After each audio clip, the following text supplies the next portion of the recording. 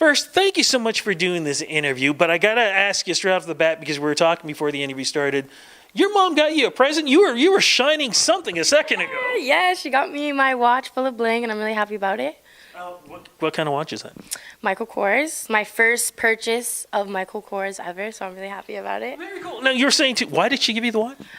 For my album release. Fantastic. Congratulations on that. Look at that. You know what? You're already shining. Look, not just on the wrist, but you're shining throughout the music. How does it feel having that new music out? But more importantly, here you are, Canadian female artist, representing the red and white with your style. How does it feel now being part of that scenario? Oh, honestly, it feels unreal. I don't think it has completely hit me yet, just because of, coming from where I came from, which was working at Tim Hortons and a whole bunch of factories, and from being to this, it's an unreal feeling. I don't have any words to say for it. You were also saying something to me before, too, that you were saying about how you never really got a chance to finish something, and you did with this. What do you think made the difference in you really putting your heart and soul in this and making it happen? I think I always knew I could sing. Like, I always knew that was something that I was very passionate about, but I was always scared to do something about it. I was always scared of what people would think about it. And being introduced to a rival music group and my producer, Angel, he's helping me, and this whole group is helping me bring myself out and open me up a little bit more and to see who I can be. Well, you definitely are that rising star. I want to get into the beginning, of course, where you're from, and that whole love of music began. Where did that all start? So I'm from London, Ontario, born and raised. I've never done anything professionally, so this is really big for me. I've always sang though, like ever since I was like I want to say 4. Always sang in the shower, in like around the house. I think I used to do, like, me and my older sister, we used to do little performances for my grandparents, like when we'd go over there and like we'd dance and we'd sing. And you know what's actually really weird? I always sang, but it was on a swing. I don't know what it's about. I don't know. The playground swing you're talking. On a swing, yeah. My stepdad made a swing set in the backyard for us, and that's where me and my older sister would go and sing. And all the neighbors would be like, "Look, the sisters are outside." Like, we'd always sing, right? Like, sometimes it'd be both of us and sometimes it'd be me or her. And yeah, so it's really cool. While you were swinging on the swing singing, what artists were you listening to? What kind of music were you listening to that kind of helped influence the sound you have now? Rihanna, of course. I love her. Chris Brown, Justin Bieber. Those are my main 3, I have to say. Yeah, main 3. But living in London, though, were there a lot of shows coming through? Did you go to a lot of concerts, or were you coming to Toronto for those shows? You know what? I've only been to one concert in my whole life. You gotta be kidding. I swear to God. I know, but it was the best concert of my life, and it was Justin Bieber's. And I bawled my eyes out. No, it was amazing, though. It was so awesome. But yeah, that was my first one. I can't believe it either. Now, while you were growing up, were you writing songs, or were you writing poetry? Like, what were some of the things that you were doing, or did you even think about? No. You never thought about having a singing career? No, I was, like, growing up, I was very insecure. I was very quiet, very shy. I mean, I wasn't quiet to my family and things like that, but in school, in class, social events, I was very quiet. I didn't sing, I didn't do anything if anybody was around, unless, like, my family. So no, I didn't think I could do it. I didn't think that was even an option, just because of how I felt about myself. But now that I'm learning more about myself and I'm expanding, I feel like I can be so much more right now than I am. Like, even just from this, like, I feel like a lot more is gonna start happening for me that's positive. Okay. In my life, for sure. So here we go. We got the quiet kid, who's only singing on the swings or with family. You're working at Tim Hortons. You're basically living the London life, if I can call it that. When did things change? What changed? So I always wanted to take vocal lessons. I've never taken them before. So I was talking to my mom and a couple family members were around, and one of them got me a present to go meet Paula Griffith, she's a famous vocal coach.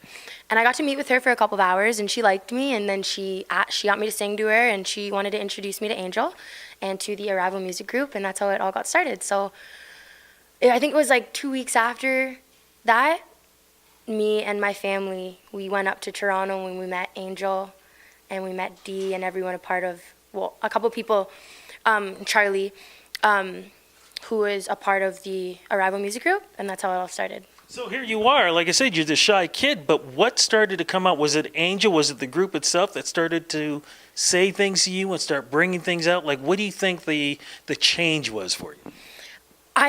I definitely think it was him and everybody else around him also, but it's just for me, this is the biggest thing, like the most serious thing I've ever done, and people are looking at me and telling me I'm good.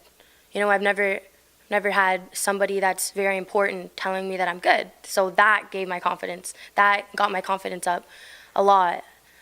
Yeah. So we had to figure out, though, what kind of style of music. How did that come about in figuring out what road, genre you were going to walk? I've always been to R&B. I've always been into R&B. So, like, I think the first time I sang to him, he told me that he heard that vibe. Like, he told me that he hears that, like, the R&B vibe. So that's how it just kind of like he heard it kind of thing. And I was happy about that because that's kind of the genre I wanted to do. That's the genre I've always done. But again, I'm also open to doing other genres. There's multiple genres on my album right now, so it's pretty cool. Let's get to the album, because now here you are. You figured out this is what you want to do. You've got Angel. Talk about an angel. But now you got to find the songs that are going to represent you, because this is the way you're going to be introduced. How did you guys go about developing the right songs? And we're going to talk about the release of your new single too. So like I said before, I am not much of a writer. I don't know if I'm much of a writer because I've never actually tried to put myself in, whatever. But basically, me and Charlie, we have talks. Like, he gets me to listen to the beat, and we come up with how it feels. Like, what kind of song does this feel to you? Is it a love song? Is it a sad song? Is it a happy song? And then we just have intense talks about like past and my future, and whatever we talk about there, that's what we get for the songs that we write. So what is the single that's going to represent you right now that we have out? Talk a little bit about that. What's the song, and what's the song about? So Beautiful is my first song out, and I would have to say that's the most personal song on the album. It has a lot of real events that happened to me that took place, and it's all of it's coming from like a real place. Like, it's just about having self-worth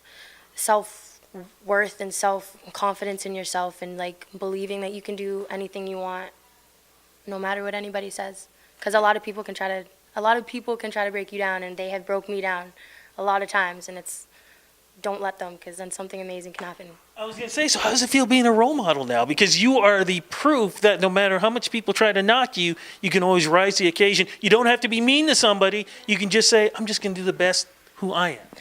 As crazy as it sounds, like, this is actually helping me with my self-esteem. Like, people are looking up to me. Like, they're telling me that this song helped them, and I'm like, that's helping me. So that's helping me. Like, I don't know what else to say, but I'm also helping myself with helping all these people, and it's an amazing feeling. I hope I can change some people's lives. I think you will be able to. Now, as we're leading into 2017, the end of it, going into 2018, what do you think we're going to get a chance to see from you? Are there going to be maybe a little mini tour? Will you be performing with some people? Or is it just going to be right now about just showcasing the talent you have, taking it slow but ready to explode? Yeah, so right now, I know we are going on an anti-bullying tour around Ontario. So we're going to go to high schools and talk about anti-bullying. Like, say I'm going to talk about my experience that I've had in high school, and then we're going to sing a couple songs. So I'm excited for that, for sure. It is so cool. Look, as we're wrapping this up, what do you want to tell people who are going through those kind of problems, whether it be young or old? You're achieving your dreams, and you're just flying with it. What do you want to tell them, for the folks who might be seeing the dark clouds, but just letting them know that that sun is going to rise? I've seen very, very, very, very dark clouds, and I really didn't, and I mean, like, I didn't think. Like, no, I thought everything was done. Like, I wasn't going to be anything.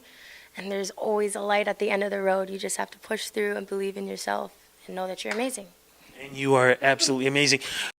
So where do we go? Because we know you're going to be all over the place when 2018 hits. Where do we go to follow you social media-wise, up, down, and all around? So for Instagram and Twitter, it's Schyler London, and for Facebook, it's Schyler London Music. Fantastic. Thank you so much for doing this interview with me. But more importantly, thank you for doing what you're doing and helping young people and following your dreams too. Thank you so much.